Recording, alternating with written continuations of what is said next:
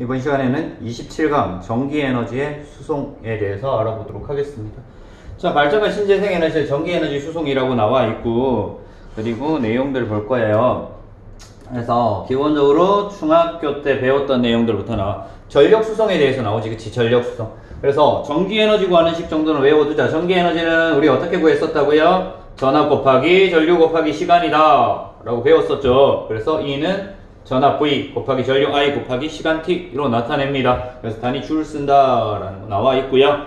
자, 우리 전력 나와 있어요. 전력 P로 나타냈죠. 전력 단위 시간 동안 생산하거나 사용한 전기에너지, 그래서 시간분의 전기에너지로 나타냅니다. 그래서 단위는 와트 사용하네요.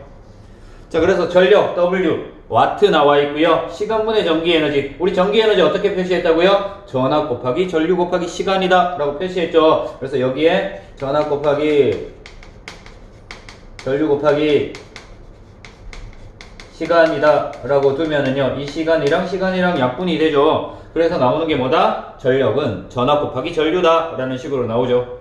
그래서 나오는 식이 어떻게 된다고? 전력은 시간분의 에너지라고 나와 있어요. 시간분의 에너지. 그래서 V 곱하기 I다 라는 거 알 수 있습니다.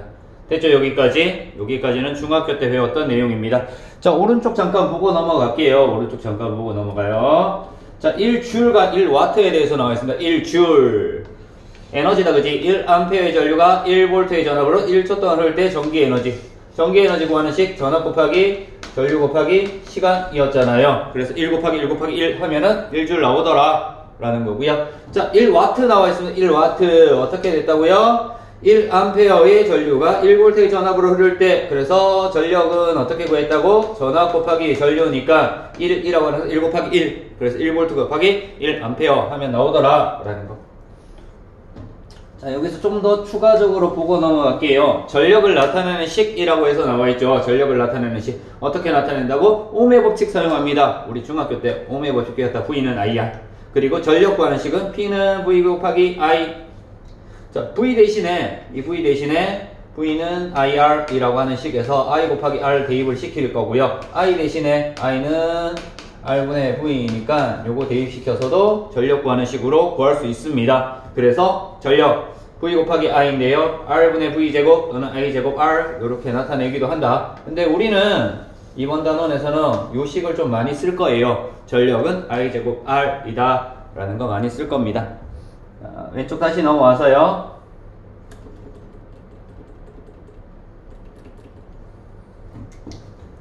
전력 수송 과정이라는 거 나와 있어요. 전력 수송 과정.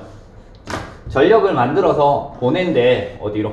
자, 일단은 발전소에서 전력을 생산을 할 거야. 그치? 전력을 생산하고요. 자, 여기서 중요한 내용, 전압을 높인다라는 거. 전압을 높여서 수송하며 소비지에 가까워질수록 전압을 단계적으로 낮추어 줍니다. 그래서 가정에서 220V의 전압으로 공급하더라 라는 거. 용어 정리 잠깐 하고 넘어갈게요. 송전이라고 하는 것은 발전소에서 생산한 전력을 소비지까지 전달하는 것, 보내주는 것, 보내다 라는 거고요. 자, 변전 나와 있어요. 변하다 라는 겁니다. 송전 과정에서 전력의 전압을 높이거나 낮추는, 전압을 높이거나 낮추는 거, 변화시키는 거, 변전이라고 얘기를 해요. 그래서 용어 송전, 보내는 것, 변전, 바꾸는 것, 이렇게 알아두면 되겠습니다. 자, 다음 송전 과정 보도록 하겠습니다. 송전 과정. 자, 여러 개 쭉 나와 있는데요. 일단 발전소에서 전력을 생산을 해요. 그래서 발전소 핵발전, 수력발전, 화력발전이 있습니다. 그래서 발전소의 종류 이따가 볼 건데요. 핵, 수력, 화력 등의 다양한 방식으로 생산한 전력을 근처 초고압 변전소로 보낸다라는 거. 처음 생산된 전력의 전압은 10kV에서 20kV 정도인데요. 얘를 어디로 보낸다고요? 그쵸. 초고압 변전소로 보내요. 얘가 되게 중요하다라고 했어요. 초고압으로 만드는 거. 자, 발전소에서 생산한 전력의 전압을 높인데요. 전압을 높여서 멀리까지 떨어진 1차 변전소로 보낸다. 자, 그럼 왜 이렇게 전압을 높일까라는 게 오늘의 주제입니다. 자, 1차 변전소, 2차 변전소, 주삭 변압기. 이 아래쪽에 있는 변전소나 변압기는 전부 다 뭐라는 거? 전압을 낮춰주는 역할을 하는 거예요. 그래서 초고압 변전소에 온 전력의 전압을 낮춘다. 1차 변전소에 온 전력의 전압을 낮춘다. 그리고 소형 공장에는 380, 가정에는 220V 등의 전압으로 전력을 공급한다. 이렇게 나와 있어요. 자, 그래서 송전 과정 간단하게 정리를 했습니다. 자, 밑에 그림 보면서 다시 한번 정리를 할게요.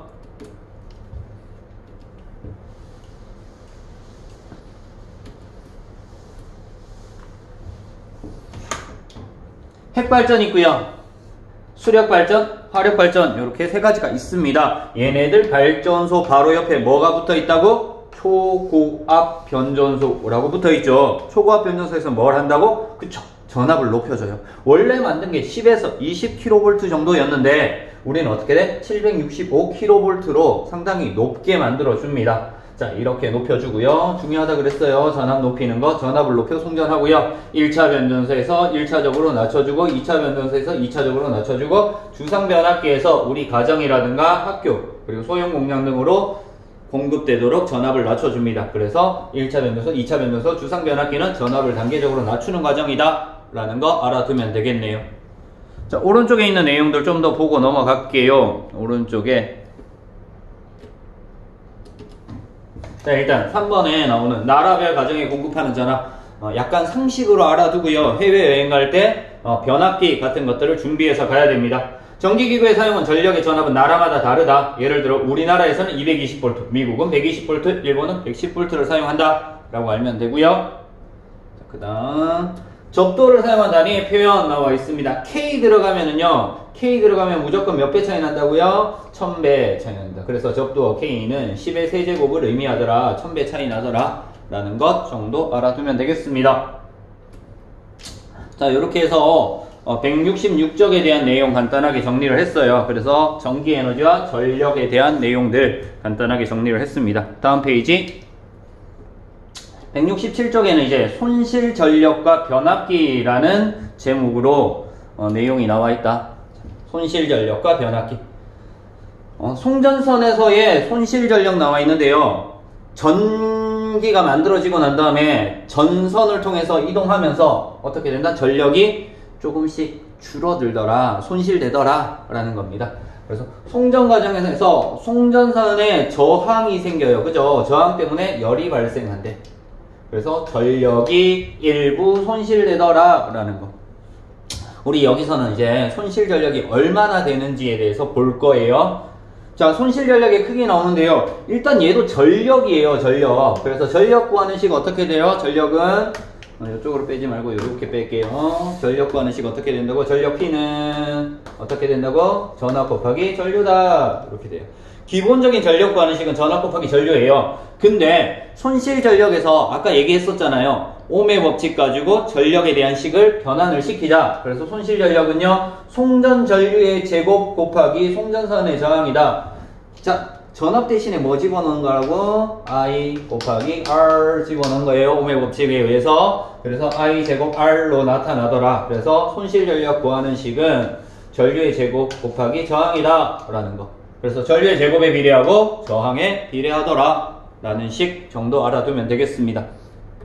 자, 계속 보자. 이제 기본적인 위에 식 있었잖아요. 그쵸? 위에 식 있었어요.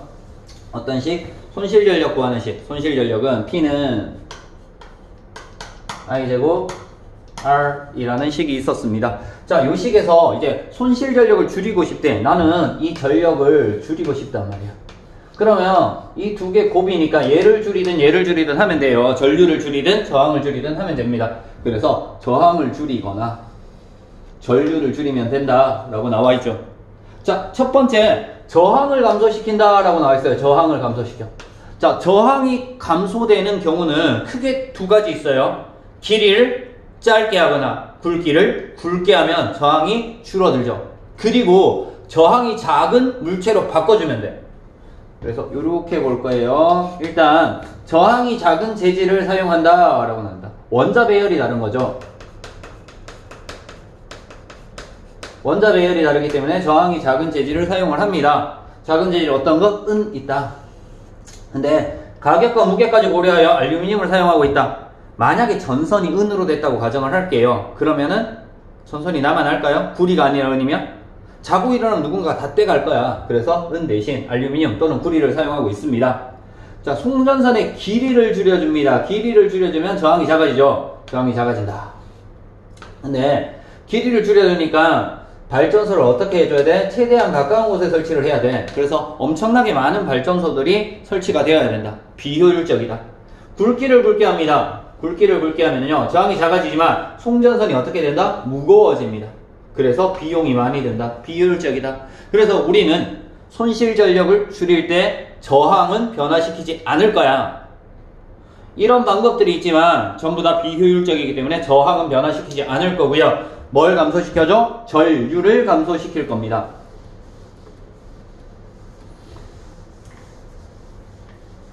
자, 송전 전류를 감소시킬 건데요. 자, 전류 구하는 식이 나와 있어요. P는 V 곱하기 I다 라는 거.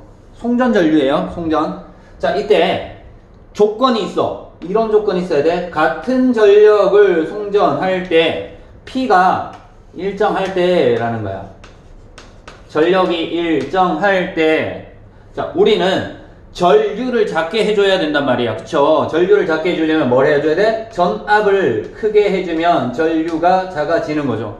그래서 송전 전압을 높이면, 얘 중요하다 그랬어. 그치? 송전 전압을 높인다. 왜 높이는지 알아야 된다 그랬다. 그치? 송전 전압을 높이면 송전 전류가 감소해요. 전류가 감소하면 어떻게 된다 그랬다고요? 그쵸? 손실 전력이 줄어들게 됩니다. 그래서 전압을 높여 송전하는 이유이다. 송전 전압을 n배 증가시키면 전류가 어떻게 돼요? n분의 1로 감소하죠. 그러면은 손실 전력은 아까 I 제곱 R이었잖아요. 손실 전력 P, 손실 전력은 I 제곱 R이었는데 전류가 n분의 1이니까 제곱이니까 n 제곱분의 1배로 감소하더라. 그래서 훨씬 효율적이다. 전압을 높여서 초고압 변전소에서 전압을 높여서 송전을 하면은 손실 전력이 엄청나게 많이 줄어들더라 라는 것들 알 수 있습니다. 자, 오른쪽 내용 좀 더 확인하고 다음 내용 볼게요. 자, 송전 전압과 손실 전력 나와 있어요. 자, 아까 전력이라고 하는 것은 P는 전력이라고 하는 것은 P는 V 곱하기 I 였고요. 이거 가지고 두 개식으로 유도했어요. I 제곱 R이라는 식과 R분의 V 제곱이라는 식, 이 두 식으로 유도를 했단 말이야. 근데 왜 밑에 거 사용하지 않고 위에 걸 사용하는가? 라는 거잖아. 그쵸? 자, 송전선은 발전소 및 여러 소비지와 직렬 연결돼 있대. 오케이. 직렬 연결돼 있다. 라는 거. 그러면 뭐가 같다? 송전선에 흐르는 전류는 송전 전류와 같다. 전류는 변하지 않는다. 그래서 전류에 대한 식으로 나와 있는 것으로 쉽게 알 수 있다.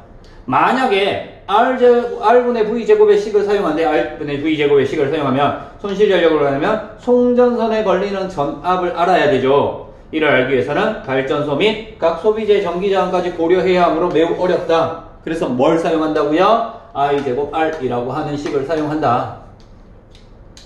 왜 사용하는지 정도 간단하게만 이해하고요. 다 외울 필요는 없어요. 그냥 손실 전력 구할 때 I제곱 R로 구하더라 라는 내용들 알아두면 되겠습니다.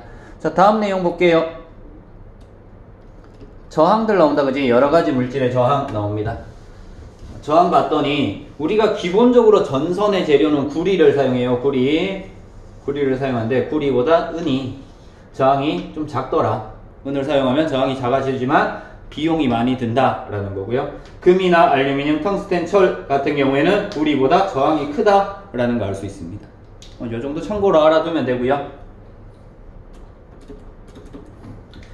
자, 그 다음 송전전력과 손실전력 비교 나와있죠. 송전전력 P는 V 곱하기 I 두고요. 자, 전압을 N배 하니까 얘가 일정할 때요, 그지? 전력이 일정할 때 전압을 N배 하니까 전류는 N분의 1이 되더라 라는 거죠. 자, 전류가 N분의 1 됐으니까 여기에 대입을 시키면 손실 전력은 어떻게 된다? N제곱분의 1 되더라. N제곱분의 1.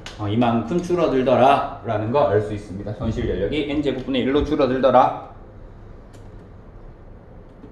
자, 그렇게 해서 손실 전력 구하는 것까지 알아봤어요. 기본적인 내용 가지고 문제를 어느 정도까지는 풀 수 있습니다. 어느 정도까지는 풀 수 있고요. 근데 학교에 따라서 이 문제들에 대한 내용들이 약간 응용해서 나오는 문제들 나오면은 풀기가 조금 까다로울 수 있다. 그래서 기본적인 내용 풀 수 있고 나중에 시험 기간에 좀 더 문제, 난이도 높은 문제들을 해결하면서 시험에 대비하면 좋을 것 같습니다. 자, 이제 변압기 나와 있습니다. 3번의 변압기. 뭐를? 전압을 변화시키는 장치. 그래서 변압기라고 얘기를 해요. 전압을 변화시키는 장치, 변압기인데요. 변압기의 구조 나와 있어. 그냥 간단하게 보면 돼요. 구조. 철심 있고요. 교류 전원이 연결되어 있어. 교류라고 하는 것은 뭐냐면요. 변하는 거야. 전압이 변할 수 있다.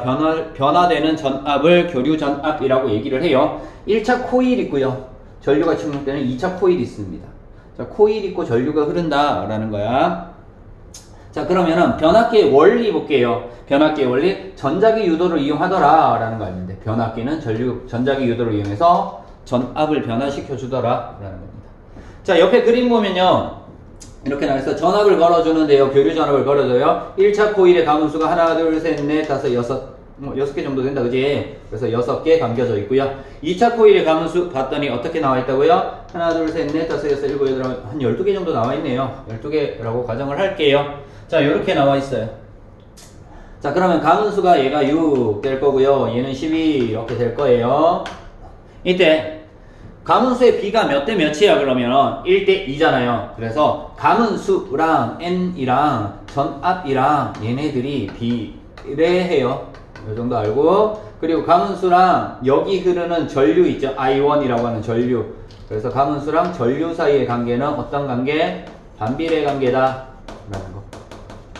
이렇게 두고 내용을 보면은 좀 더 이해하기가 쉬울 겁니다. 자, 1차 코일에 세기와 방향이 변하는 전류, 교류 전류가 흘러요. 변하는 전류. 1차 코일에 세기와 방향이 변하는 자기장이 발생을 해요. 그리고 자기장이 발생했으면 이 자기장이 2차 코일 쪽으로 자기장의 변화가 전달될 거고요. 코일의 가문수가 다르니까 전류의 세기가 다르다. 유도 전류가 발생하더라. 이런 것이 전자기 유도 현상에 의해서 전류의 변화를 알아봤습니다. 전류가 변화되었으니까 전압도 변할 거다. 자, 그래서 뭘 볼 거냐면은 밑에 있는 내용들 쭉 보면서 정리를 할 거예요. 변압기에서는 내용 전체를 이해하는 것보다 결론만 이해하는 게 문제 푸는데 훨씬 더 효율적이야. 일단 전체적인 내용 먼저 볼게요. 변압기에서 에너지 손실이 없다면 에너지 보존 법칙에 1차 코일과 2차 코일에 공급되는 전력이 같다. 일단 전력이 같아요. 그래서 P1이랑 P2랑 같다. 그러면은 전압 곱하기 전류도 서로 같다. 그래서 전압과 전류는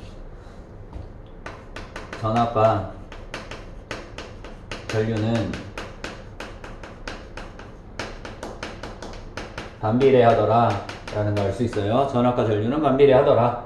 전자기 유도에 의해 1차 코일과 2차 코일에 걸리는 전압은 코일의 가문수에 비례하다. 전압은 코일의 가문수에 비례한다. 이렇게 됐어요. 자, 그러면은 얘랑 합칠 거야. 전압은 코일의 가문수에 비례했잖아요. 그리고 전류에는 반비례했어요. 이렇게 두면 되죠. 그죠? 반비례는 분의 1로 두면 돼요. 보여요? 잘 안 보이는 것 같은데 옆에서 다시 적을게요. 전압의 B랑 가문수의 B는 비례하고요. 전류의 B랑은 반비례하더라. 이건 는 아니고 땡땡. 자, 이렇게 둘 거예요. 자, 이렇게 두면요, 분수로 나타내면 이런 식이 성립을 하더라 라는 거. 이 식으로 외워도 되고 이 관계식으로 외워도 상관없어요. 그러면은 위에 잠깐 올라갈게요. 그림 보면서. 자, 아까 가문수가 어떻게 됐다고? 얘가 6번 감겨져 있고 얘가 12번 감겨져 있다 라고 했어요. 그쵸? 그럼 만약에 여기 걸리는 전압이 2V래. 그럼 여기 걸리는 전압은 몇 볼트가 돼? 가문수랑 전압이랑 비례하니까 얘가 1대2, 1대2니까 4V 이렇게 나올 거예요. 맞아요? 자, 여기 걸리는 전력이 4W라고 가정을 할게요. 그럼 전력은 변하지 않으니까 여기서도 전력이 얼마가 돼요? 4W가 될 거예요. 맞아요? 그러면은 전류가 얘는 2A 될 거고 얘는 1A 되겠죠. 전력은 변하지 않습니다. 그럼 어떻게 돼? 감수가 1대2인데 전류의 비는 2대1이다. 반비례하더라. 라는 걸 알 수 있어요. 그래서 가문수랑 전압이랑 비례하고 가문수랑 전류랑 반비례하더라. 라는 것만 알아도 변압기에 대한 문제들의 8, 90%는 쉽게 풀린다. 라는 겁니다. 됐습니까? 여기까지? 자, 오른쪽 교류랑 변압기에 대한 내용들 잠깐 보고 넘어갈게요. 자, 교류와 변압기 나와 있고요. 교류. 변하는 전류야, 변한다. 그래서 변압기에서 전자기 유도가 일어나서 전압의 크기를 바꾸더라 라는 거. 그래서 교류는 변하는 거다. 교류 전류, 변하는 전류. 교류 전압, 변하는 전압이다 라고 알면 되겠습니다. 됐습니까? 자, 그러면은 다음 페이지 볼 거예요. 168쪽이요. 자, 우리 166쪽이랑 167쪽에서는 뭐 본 거예요? 그쵸. 전자기 유도에 대한 기본적인 전기에너지 전력 본 거고요. 그리고 전력 수송에 대해서 봤어요. 변압기도 봤고요. 자, 그러면은 이제 효율적이고 안전한 전력 수송. 전력 수송을 얼마나 효율적으로 할 수 있는가? 라는 겁니다. 그쵸. 그래서 첫 번째 나오는 것이 스마트 그리드라고 하는 지능형 전력망이라는 거 나와 있어요. 조금만 더 내려서 내용 정리할게요. 자, 지능형 전력망, 스마트 그리드라고 나와 있고요. 자, 의미, 전력 공급자와 소비자 사이에서 정보를 실시간으로 주고받는데 내가 얼마 필요해? 그러면 그것만 전달해주면 된단 말이야. 그래서 수요량에 맞춰 전력을 공급하는 전력망이다. 얼마나 효율적이겠어? 내가 필요한 만큼만 딱 만들면 돼. 이만큼 만들어 놓고 주는데 부족하면 더 만들어야 되고 남으면은 버려야 되는 것보다 필요한 만큼만 만들면 된다. 라는 거. 장점. 발전소에서 전력 수요량을 바탕으로 전력을 생산하여 전력이 낭비되는 것을 줄이고 소비지에서는 전력 수요량이 적을 때를 골라 저렴한 전기 요금으로 전력을 사용할 수 있더라 라는 장점들이 있습니다. 그래서 스마트 그리드 발전소에서 전기를 만드는데 각각에서 필요한 만큼만 전력을 만들면 된다 라는 내용입니다. 됐죠? 자, 그 다음 전선 지중화 사업이라고 나와 있어요. 지중화, 땅 속에 묻는 거야. 뭐를? 전선을 땅 속에 묻어요. 자, 그림 두 개 비교를 해볼게요. 얘는 전봇대가 있고 전선이 이렇게 있는 거고요. 얘는 지중화 사업에서 전봇대도 없고 전선도 없어졌어. 자, 전선이 있다. 이사를 하거나 뭔가 작업을 할 때 전선 때문에 상당히 위험할 수 있어요. 근데 땅 속에 있으니까 위험한 요소들이 없어진 거죠. 자, 이런 식으로 해서 효율적으로 나타나더라. 송전선이나 송전장비를 지하에 매설하는 작업이다. 전봇대 등이 없어지므로 도시의 미관이 개선되고요. 이사나 공사를 할 때 전선에 의해 발생하는 여러가지 안전사고를 줄일 수 있다. 근데 단점이 뭘까? 땅 속에 있어. 고장나면 어떻게 돼? 땅 파서 수리를 해야 된단 말이야. 그만큼 고장났을 때, 고칠 때, 수리를 할 때 드는 비용이라든가 인건이 상당히 어렵다. 많이 든다. 라는 것들 이해하면 되겠습니다. 자, 오른쪽 그 외에 효율적인 전력 수송 방법들이라고 나와 있어요. 그 외에 효율적인 전력 수송 방법들이라고 나와 있고요. 자, 첫 번째 초전도 케이블입니다. 우리 앞에서 초전도 현상이라고 배웠어. 초전도 현상 어떻게 배웠니? 임계온도 이하에서 저항이 얼마가 되는 거? 0이 되는 물질을 초전도체라고 얘기를 했죠. 저항이 0이 돼. 그러면 전력 손실이 없는 거죠. 초전도체를 이용해 만든 케이블, 초전도 현상을 이용하여 손실 전력이 거의 없이 전력을 송전할 수 있다. 저항이 0이니까. 자, 초고압 직류 선전이야. 초고압으로 직류로 송전을 하면은 발전소에서 생산된 교류는 변하는 거다라고 했다. 그지? 변하는 거.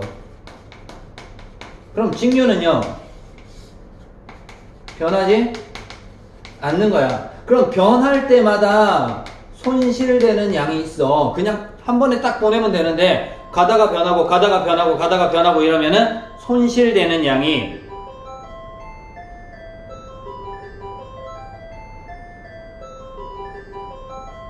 중간중간에 변하면서 손실되는 양이 많아. 그래서 직류로 보내면은 변하는데 손실되는 전력을 그만큼 줄일 수 있다. 교류로 송전할 때 전류의 세기와 방향이 변하면서 생기는 손실 전력을 줄일 수 있다. 이런 것들 봐두면 되겠습니다. 됐습니까? 이렇게 해서 기본적인 27강 내용들, 전기에너지의 수송에 대한 내용들 정리를 했고요. 밑에 있는 확인 문제 1번, 2번, 3번, 4번, 5번 5문제 지금 빠르게 풀어보세요. 풀고 난 다음에 지금 제가 설명하는 내용들 보면 돼요. 잠시 멈췄다가 풀고요. 자, 그 다음에 다 풀었으면 이 내용 들으면 됩니다.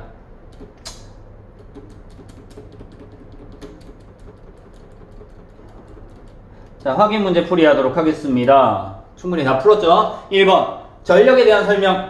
단위 시간 동안 생산하거나 사용한 전기에너지. 시간분의 전기에너지니까 전력에 대한 내용 맞죠? 단위로 와트 사용하고요. 전압과 저항의 곱이 아니라 누구의 곱? 전류의 곱과 같다 라고 돼야 되죠. X 됩니다. 됐죠? 1번 문제 이렇게 해결됐고요. 발전소에서 생산된 전력을 가정이나 공장으로 보내는 과정. 뭐라고 했어요? 보내는 거 송전이라고 얘기를 했습니다. 보내는 과정은 송전이다. 3번 내용 볼게요. 3번 문제. 발전소에서 생산된 전력 전압을 2배 하면은요 전류는 어떻게 돼요? 반으로 줄어들죠. 2분의 1배 됩니다. 전압을 10배 하면 전류는 어떻게 된다고? 10분의 1배 되죠. 손실 전력은요 어디에 비례해요? 전류 제곱에 반비례하더라 이거죠. 자, 전류가 2분의 1이니까 전류 제곱에 반비례한다. 그쵸? 전류 제곱에 비례했죠.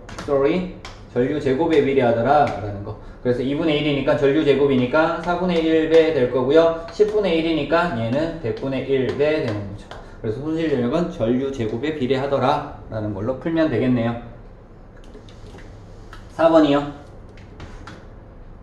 자, 변압계에 대해서 나왔습니다. 변압계는 철심과 두 개의 뭐로 이루어져 있다? 코일로 이루어져 있었죠. 코일로.